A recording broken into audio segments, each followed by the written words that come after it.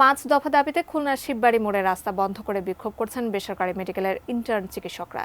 এ বিষয়ে বিস্তারিত জানাতে শিববাড়ি মোড় এলাকা থেকে সরাসরি যুক্ত হচ্ছেন আমাদের খুলনা বিভাগীয় প্রতিনিধি মোহাম্মদ অসীম। বেশ কয়েকদিন ধরে আসলে এই দাবি নিয়ে তারা কর্মবিরতি পালন করছেন। ঠিক এখনকার সেখানে কি অবস্থা আপনার মাধ্যমে জানতে চাই।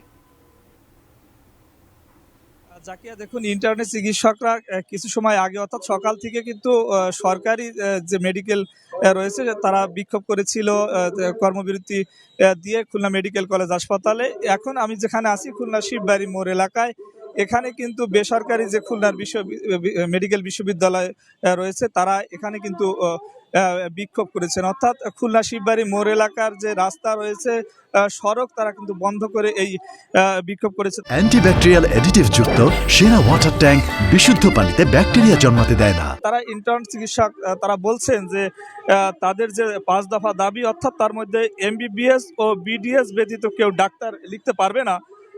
এছাড়াও তাদের আরো 4টি দাবি রয়েছে। এই দাবিগুলো তাদের যৌক্তিক দাবি। সেই দাবিগুলো কিন্তু বিভিন্ন সময় আশ্বাস দিয়েও মানা হচ্ছে না। সে কারণে কিন্তু তারা আজকে রাস্তা অবরোধ করে বিক্ষোভ করছে। এর আগেও তারা কয়েক দফা এখানে বিক্ষোভ করেছিল, তবে তাতে শুরু হয়নি। তবে আগামী 12 তারিখ অর্থাৎ আগামী পরশুদিন একটি আদালতের রায় রয়েছে। সেই আদালতের রায় যদি তাদের বিপক্ষে যায়, তারা বলছেন তারা কিন্তু কমপ্লিট শাটডাউন দেবেন, অর্থাৎ কোনো ধরনের চিকিৎসা সেবা দিবেন। আমরা আন্দোলনরতদের সাথে একটু কথা বলতে চাই। আসলে আপনারা আজকে কি দাবিতে এই আন্দোলন করছেন? আসলে এখন যে সমস্যাটা হয়েছে সেটা হচ্ছে বিডিএস আর এমবিবিএস ছাড়া অন্যরাও ম্যাট স্যাকমো এরাও নামের আগে ডাক্তার লিখতে চায়।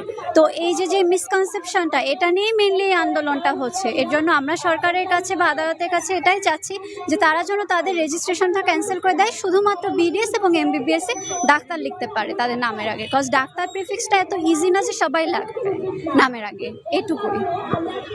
যাকে আপনি শুনছিলেন, তারা বলছেন তাদের দাবি দেওয়া যে পর্যন্ত মেনে নেওয়া হবে সে পর্যন্ত তাদের এই আন্দোলন চলবে। আর এই আন্দোলনের ফলে, অর্থাৎ সড়ক অবরোধ ফলে হয়েছে কি, চিকিৎসা সেবা যেমন ব্যাহত হচ্ছে, একই সাথে কিন্তু সাধারণ যে যাত্রীরা যারা রাস্তায় বের হয়েছে তারাও কিন্তু ভোগান্তিতে পড়েছে। কারণ রাস্তা কিন্তু খুলনা নগরীর অন্যতম সড়ক হচ্ছে, অন্যতম মোড় হচ্ছে এই শিববাড়ি মোড় এলাকা। একটি অবরোধ থাকলে, এটি বন্ধ থাকলে কিন্তু চারপাশের সড়কগুলো বন্ধ হয়ে যায়। আমার কাছে সব মিলিয়ে এই ছিল।